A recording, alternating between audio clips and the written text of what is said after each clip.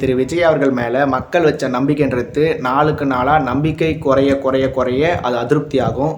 அந்த அதிருப்தி அதிகமாகும் போது முன்னாடியே சொன்ன மாதிரி திரு விஜய் அவர்கள் திமுகவை சுலபமாக கையாண்டுறாரு, அதிமுகவையும் சுலபமாக கையாண்டுறாரு. ஏன்னா திமுகவும் அதிமுகவும் ஏற்கனவே தமிழ்நாட்டில் ஆட்சியில் இருந்திருக்காங்க. அவங்க ஆட்சியிலையும் இதே பிரச்சனைகள் அப்படியே நடந்திருக்கு.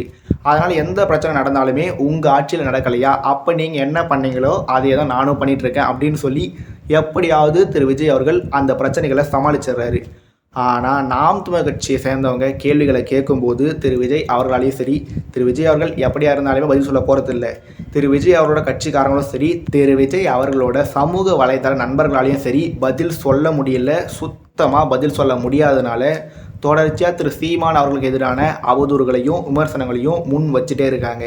பொய்யான விமர்சனங்களுக்கு, பொய்யான அவதூறுகளுக்கு பதில் சொல்ல வேண்டிய தேவையில்லைன்னு சொல்லி இருந்தாலுமே அந்த விமர்சனம், அந்த அவதூறுன்றது நாளுக்கு நாள் அதிகமாக அதிகமாக அதிகமாக ஒருவேளை திரு சீமான் அவர்கள் யாருன்னே தெரியாது. திரு சீமான் அவரோட மேடை பேச்சை நான் முழுசாக கேட்டதே கிடையாது. திரு சீமான் அவர்கள் தன்னோட கொள்கையை என்ன சொல்கிறாரு, திரு சீமான் அவர்கள் தன்னோட கோட்பாடாக என்ன சொல்கிறாரு, திரு சீமான் அவர்கள் தன்னோட சித்தாந்தமாக என்னத்தை முன்வைக்கிறாரு, திரு சீமான் அவர்கள் தன்னோட செயல்பாட்டு வரைவில் என்ன மாதிரி திட்டங்கள்லாம் அறிவிச்சிருக்காரு அப்படின்னு சொல்லி இதை எதை பற்றியுமே தெரியாத ஒரு சாமானியர் தாவேக்காவை சேர்ந்தவங்க பரப்புகிற அந்த வெட்டி ஒட்டப்பட்ட காணொலிகளை மட்டும் பார்த்தாங்கன்னா உண்மையிலே திரு சீமான் அவர்கள் பொய்யா பேசுகிறாரு, திரு சீமான் அவர்கள் மாற்றி மாற்றி பேசுகிறாரு, திரு சீமான் அவர்கள் நாகரிகமற்ற முறையில் பேசுகிறாரு, திரு சீமான் அவர்கள் மக்களை குடிக்க சொல்கிறாரு, திரு சீமான் அவர்கள் முன்னுக்கு பின் முரணாக பேசுகிறாரு, திரு சீமான் அவர்கள் கணக்கே இல்லாமல் கதை விடுறாரு, திரு சீமான் அவர்கள் ஒரு கட்சியோட தலைவர் இல்லை, திரு சீமான் அவர்கள் ஒரு 3ஆம் கட்ட பேச்சாளர், திரு சீமான் அவர்கள் ஒரு ஸ்டாண்டப் காமெடியன் அப்படின்ற ரேஞ்சுக்கு திரு சீமான் அவர்களுக்கு எதிராக தாவேக்காவை சேர்ந்தவங்க பரப்புகிற வெட்டி ஒட்டப்பட்ட காணொலிகளை பார்த்தா எல்லாருக்குமே திரு சீமான் அவர்கள் மேலே ஒரு வெறுப்பு உருவாகுன்றத யாராலையுமே மறுத்து பேச முடியாது. ஏன்னா திரு சீமான் அவர்கள் 1990 காலத்திலேருந்தே சினிமா துறையில் இருக்கார். ஒரு எழுத்தாளராக, ஒரு இயக்குனராக, ஒரு நடிகராக. அதன் பிறகு 2010 நாம் தமிழ் கட்சியை தொடங்குறாரு. 2016 நாம் தமிழ் கட்சி தேர்தல் அரசியல் இருக்குன்னு சொல்லி திரு சீமான் அவர்கள் சராசரியாக எப்போ பேசினாலுமே குறைஞ்சபட்சம் ஒரு அரை மணி நேரமாவது பேசுவார். அதிகபட்சமாக 1 மணி நேரம், 1.5 மணி நேரம், ஏன் 2 மணி நேரம் கூட திரு சீமான் அவர்கள் பேசியிருக்காரு. திரு சீமான் அவர்கள் தன்னோட வாழ்நாள் முழுக்க பேசின எல்லா கூட்டத்தையும், எல்லா பேச்சையும் நானும் கேட்டிருக்க முடியாது, யாராலையுமே கேட்டிருக்க முடியாது. ஆனால் திரு சீமான் அவரோட கடந்த 1 வருட காலத்தில் கிட்டத்தட்ட நான் ஒரு 90% பேச்சை, 90% கூட்டங்களை, 90% செய்தியாளர்கள் சந்திப்பேன்னா முழுசாக பார்த்துருப்பேன், முழுசாக கேட்டிருப்பேன். இந்த 2026 தமிழ்நாடு சட்டமன்ற தேர்தல் சமயத்தில் திரு சீமான் அவர்கள் ஒரு நாளைக்கு 5 கூட்டம் 6 கூட்டம்ன்ற மாதிரி பேசினார். அதனால் தேர்தல் பரப்புரையின் போது திரு சீமான் அவர்கள் பேசியிருந்த எல்லா கூட்டங்களையும், எல்லா மேடை பேச்சுகளையும், எல்லா தேர்தல் பரப்புரைகளையும், எல்லா வாகன பரப்புரைகளையும் என்னால் முழுசாக பார்த்துருக்க முடியாது, முழுசாக கேட்டிருக்க முடியாது.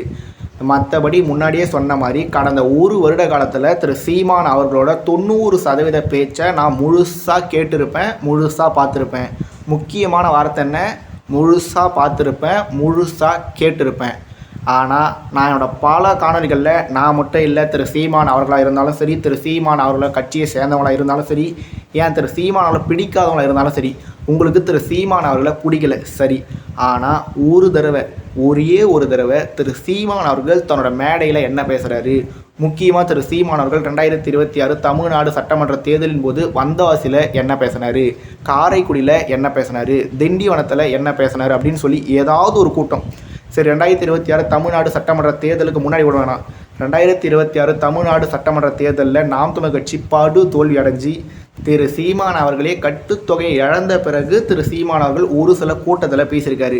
தயவு செஞ்சு அந்த கூட்டத்தையாவது, ஒரே ஒரு கூட்டத்தையாவது முழுசாக பாருங்கள். முழுசாக பார்த்துட்டு, முழுசாக கேட்டுட்டு அதன் பிறகு திரு சீமான் அவர்களுக்கு எதிராக காணொலிகளை வெட்டுங்க, காணொலிகளை ஒட்டுங்க, திரு சீமான் அவர்களுக்கு எதிராக விமர்சனங்களை முன்வைங்க, திரு சீமான் அவர்களுக்கு எதிராக அவதூறுகளை கட்டமைங்க, திரு சீமான் அவர்களுக்கு எதிராக என்ன வேணால் பண்ணுங்க. ஆனால் ஒரே ஒரு முறையாவது திரு சீமான் அவரோட மேடை பேச்சை முழுசாக கேளுங்க. அப்படி கேட்காம நீங்கள் திரு சீமான் அவர்களுக்கு எதிராக இந்த மாதிரி விஷயங்களை பண்ணிங்கன்னா அதில் நியாயன்றது ஒன்று ரொம்ப ரொம்ப முக்கியமான விஷயம். இப்போ திரு விஜய் அவர்களுக்கு எதிராக திரு சீமான் அவர்களாக இருந்தாலும் சரி, திரு சீமான் அவர்களோட தம்பி தங்கைகளாக இருந்தாலும் சரி, இல்லை என் போன்ற வலையொலியை சேர்ந்தவங்களாக இருந்தாலும் சரி, யாராக இருந்தாலுமே சரி, திரு விஜய் அவர்களுக்கு எதிரான ஒரு கருத்தை பேசுகிறேன்னா திரு விஜய் அவர்கள் 20 நிமிஷம் பேசினாலும், திரு விஜய் அவர்கள் 30 நிமிஷம் பேசினாலும், ஏன் திரு விஜய் அவர்கள் மணிக்கணக்காக பேச மாட்டார். ஒருவேளை திரு விஜய் அவர்கள் மணிக்கணக்காக பேசினாலுமே அவர் எவ்வளோ நேரம் பேசினாலும் அந்த முழு பேச்சையும் முழுசாக பார்த்த பிறகு, முழுசாக கேட்ட பிறகு தான் திரு விஜய் அவர்களுக்கு எதிரான விமர்சனங்களையும், திரு விஜய் அவர்களுக்கு எதிரான கேள்விகளையும் எல்லாருமே கேட்பாங்க. அப்படி முழுசாக பார்க்காம, முழுசாக கேட்காம திரு விஜய் அவர்களுக்கு எதிராக, உதாரணத்துக்கு நான் இந்த உதாரணத்தை ஏற்கனவே சொல்லியிருக்கேன். ஏதோ ஒரு படம் வருது, அந்த படத்தை முழுசாக பார்க்காம அந்த படம் நல்ல படனும் சொல்லக்கூடாது, அந்த படம் நல்லா இல்லைன்னு சொல்லக்கூடாது.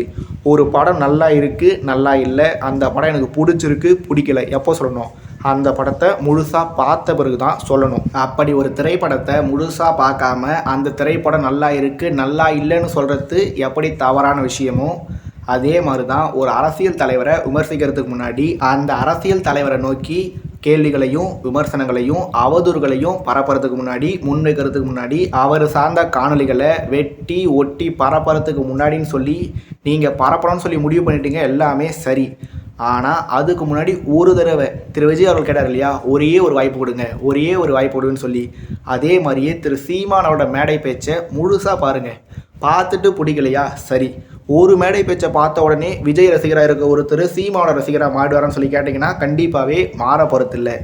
ஆனால் அந்த வித்தியாசம், ஒரு தடவை பார்த்தா மறுபடியும் பார்க்க தோணும், மறுபடியும் பார்த்தா 2வது முறை கேட்க தோணும். தொடர்ச்சியாக திரு சீமானோட பேச்சை கேட்க கேட்க கேட்க விஜய் தலைவனா இல்லை திரு சீமான் அவர்கள் உண்மையான தலைவனா அப்படின்ற ஒரு வித்தியாசம் கண்டிப்பாகவே திரு விஜய் அவரோட ரசிகர்களுக்கும் இன்னைக்கு இல்லைனாலும் என்னைக்கா ஒரு நாள் தெரிய வரும் அப்படின்ற ஒரு நம்பிக்கை கண்டிப்பாகவே என்கிட்ட இருக்குது.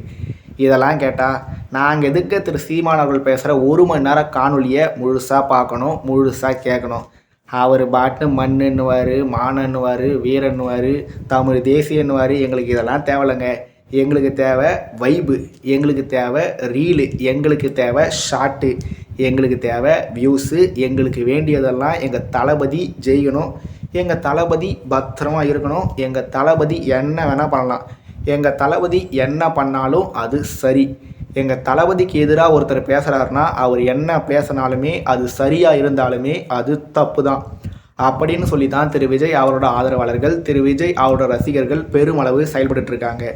இதே மாதிரி திரு சீமான் அவரோட ஆதரவாளர்கள் செயல்படலையான்னு சொல்லி கேட்டிங்கன்னா கண்டிப்பாக அவங்களும் செயல்படுவாங்க. ஏன்னா அக்கறைக்கு இக்கரை பச்சைன்ற பழமொழி நம்ம எல்லாருக்குமே தெரிஞ்ச விஷயந்தான்.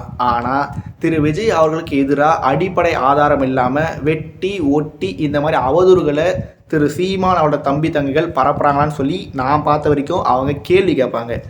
ஆனால் திரு விஜய் அவரோட ஆதரவாளர்கள் அவதூறுகளை பரப்புவாங்க.